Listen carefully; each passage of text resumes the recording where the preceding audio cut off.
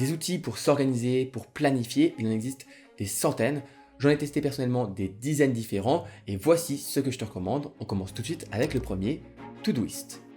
Alors Todoist, c'est un outil qui est vraiment très cool, qui permet de faire des listes de tâches très simplement. Ça se concentre vraiment sur cette fonctionnalité-là, mais ça le fait très bien. On peut même maintenant faire des vues, ajouter des choses par rapport au calendrier, connecter pas mal de choses. Todoist, c'est un classique et je dirais que pour toutes les personnes qui veulent vraiment faire des to-do list sans trop se prendre la tête et qui veulent avoir aussi sur le téléphone, en extension, Chrome, Safari, etc., mais aussi sur navigateur, Todoist, c'est vraiment super sympa. Ça se concentre sur les tâches, mais ça le fait très bien. Todoist, ça a été les premiers qui ont intégré ce que j'appelle le langage parlé pour mettre en place des tâches. Si imaginons tu mets faire le ménage demain, il détecte que tu as écrit demain et il va tout de suite mettre la tâche à demain. Si tu mets semaine prochaine, mercredi, dans 3 semaines, etc., tout ça est bien retenu par Todoist et te permet de planifier beaucoup plus rapidement. Bien sûr, ils ont ajouté pas mal de petites fonctionnalités supplémentaires. Il y a un système de karma qui te motive un petit peu et qui gamifie le côté productif, donc ça te motive à réussir à faire tes tâches de la journée, etc.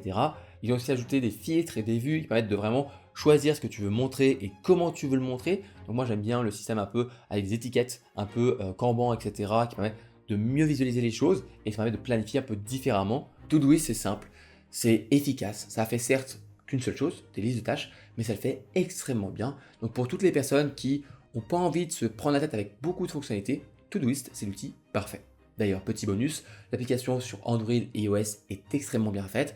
Elle s'intègre très bien avec l'application sur ordinateur. Donc voilà, c'est un petit plus à garder en tête. Et si tu as besoin d'aller plus loin, que Todoist ne te suffit pas, j'ai exactement ce qu'il te faut avec le second outil, TickTick. Si je devais un petit peu résumer TickTick, c'est Todoist sous stéroïdes. Tu as le côté tâche bien sûr de Todoist avec toutes les fonctionnalités qu'on pourrait retrouver sur Todoist, mais aussi le langage, donc écrire demain, ça fonctionne pareil, mais tu as aussi beaucoup d'autres fonctionnalités qui font que TickTick est un outil un peu plus puissant. Par exemple, tu as la vue calendrier qui fonctionne très bien, tu as aussi tout ce qui est habit tracker pour suivre tes habitudes, mais aussi tout le système de session Pomodoro pour réussir à rester concentré et être efficace dans ton travail. TickTick, c'est bien fait, ça donne envie d'être utilisé, et ça c'est quelque chose qu'on oublie souvent, mais un outil d'organisation, il faut que ce soit plaisant à utiliser. TickTick, là-dessus, coche toutes les bonnes cases. Certes, il y a un peu plus de fonctionnalités, c'est moins minimaliste qu'un Todoist, mais pour les personnes qui ont besoin d'un peu plus sans forcément partir dans tous les sens, c'est l'outil parfait. Passons maintenant à un outil qui est à l'apparence très simple et pourtant diablement efficace, Trello. Trello est au comment ce qu'est Todoist aux listes de tâches. Ils ont choisi de faire une fonctionnalité, mais de la faire extrêmement bien. Les tableaux Kanban, je pense que tu vois presque ce que c'est une manière de structurer et d'afficher un petit peu tes tâches selon des colonnes, le plus souvent avec à faire, en cours et terminé par rapport à différents projets.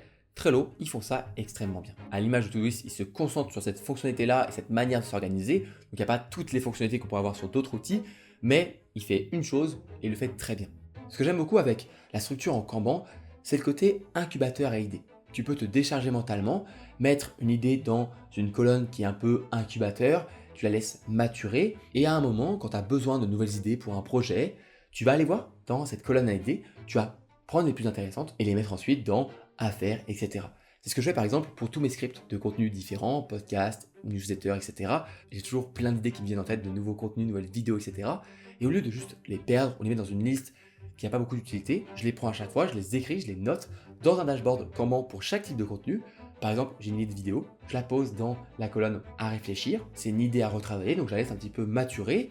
Et quand j'ai besoin de faire une nouvelle vidéo, je vais simplement sur mon dashboard, et là je regarde la liste de contenu dans idée à retravailler, dans à laisser réfléchir, et je pique une idée que j'aime beaucoup, je la passe dans à faire, à écrire, etc. et je commence à travailler dessus. Bref, Trello, c'est simple, c'est efficace. Pour toutes les personnes qui ont besoin de structurer les choses sous la forme d'un tableau Kanban, c'est juste parfait. Et en parlant d'outils vraiment efficaces, passons au suivant, Anydo. Anydo, c'est un peu l'agenda intelligent minimaliste. Ils ont vraiment cherché à faire un outil très simple. On va pas se prendre la tête. On va faire notre liste de tâches, on va faire notre liste de courses, on va faire notre calendrier, on va se mettre des rappels. Et une fois que c'est en place, on n'a pas trop besoin d'y penser. C'est pas compliqué. Un bon système d'organisation, un système d'organisation solide, c'est un système qui se laisse oublier. Un système où tu vas l'utiliser pour t'organiser, pour planifier, mais surtout pour passer à l'action. Tu vas rebondir un petit peu dessus pour savoir quoi faire, quand le faire, et ensuite tu passes à l'action tout de suite. Tu perds pas ton temps. Et Anydo, c'est exactement ça. C'est parfait pour les personnes qui veulent gérer le pro et le perso à un seul endroit, vraiment de centraliser tout ça, Je sais que certaines personnes aiment bien séparer les choses, et ça se comprend tout à fait, mais d'autres aussi aiment bien tout centraliser pour se retrouver, pouvoir mieux gérer un équilibre pro-perso. Franchement, Anydo, ça fonctionne très bien. Ils ont une interface qui est très intuitive, très cool, et ce que j'aime bien, c'est leur fonctionnalité de rappel quotidien, où tu as un petit message qui dit, bon alors, qu'est-ce que tu as à faire aujourd'hui? Ils te montrent un petit peu ce que tu as à faire. C'est un peu motivant, ça permet de se dire, allez, c'est une nouvelle journée, on y va. Anydo, c'est efficace, c'est minimaliste, c'est tout ce que j'aime. Mais si tu as besoin d'aller encore plus loin dans le minimaliste, quelque chose qui se concentre uniquement sur quelques petites fonctionnalités, j'ai deux outils pour toi. Alors passons au cinquième outil, Te2 et Tweak. Alors Tweak et Te2, c'est vraiment deux outils que je mets dans la même catégorie. C'est des outils de liste de tâches, mais très minimalistes, dans le sens où c'est vraiment simplement une fenêtre, les jours de la semaine, et tu peux juste écrire ce que tu as à faire chaque jour. C'est pas compliqué, t'appuies pour dire c'est bon, je l'ai fait, et c'est tout. Il n'y a pas de chronomètre, il n'y a pas les trucs qu'on peut avoir sur d'autres outils comme Anydo, TickTick, Todoist. C'est beaucoup plus simple, mais je sais que pour certaines personnes qui ont vraiment besoin que de ça, ça fonctionne extrêmement bien. J'ai des amis qui sont pas très orga. Ils n'aiment pas trop l'organisation, les outils et tout, mais ils sont tombés amoureux de ces outils-là parce qu'ils sont basiques et ils font le job. Que dire de plus à part que Tweak et Te2, ça fonctionne extrêmement bien. C'est simple, ça permet simplement de faire ce qu'il faut faire et pour les personnes qui n'ont pas besoin d'aller trop loin, pas besoin d'avoir des rappels dans tous les sens, des fonctionnalités qui partent dans tous les sens, c'est parfait. Parce que tu prends ta liste, tu regardes de manière hebdomadaire ce que tu as à faire, tu as ta liste de tâches, tu prends, t'enchaînes, c'est tout, c'est efficace, c'est parfait. Passons maintenant à un outil qu'on a tous déjà essayé au moins une fois, qui est un peu laissé de côté par toutes les personnes qui parlent de productivité et d'organisation, et pourtant moi je le trouve très bien, il est basique, mais il fait ce qu'il faut, Google Task. Alors oui, Google Task, c'est pas l'outil de liste de tâches le plus stylé. Mais en fait, ce qui est cool, c'est que c'est simple aussi. Et aujourd'hui, ils ont aussi assez séparé Google Task de Google Calendar. On a vraiment deux outils différents. Tu peux ouvrir que Google Task si tu le souhaites.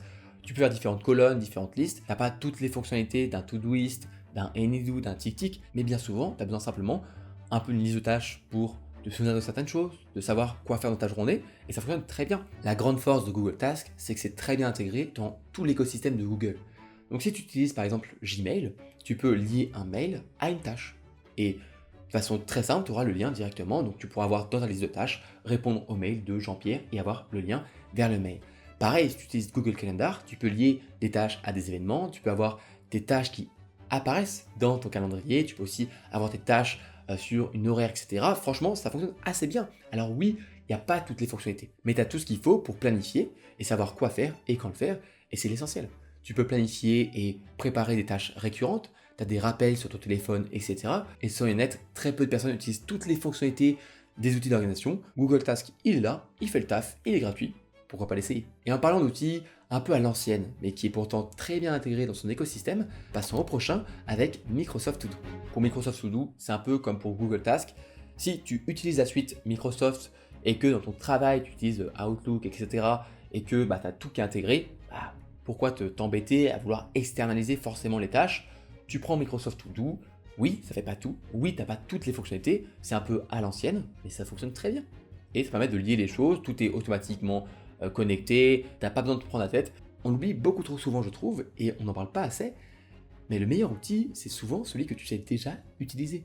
Si Microsoft To Do, tu l'utilises au boulot parce que voilà, tout le monde utilise ça, pourquoi tu devrais aller réfléchir à un nouvel outil, te prendre la tête à apprendre un nouvel outil? Certes, il y a d'autres fonctionnalités, mais est-ce que ça vaut vraiment la peine ou est-ce que tu peux simplement rester sur ce que tu sais faire, ce qui fonctionne avec par exemple Microsoft To Do? Bon, laissons Microsoft To Do un petit peu de côté et parlons maintenant des trois outils que j'utilise le plus, le podium des outils que j'utilise au quotidien avec en troisième place la médaille de bronze, Obsidian.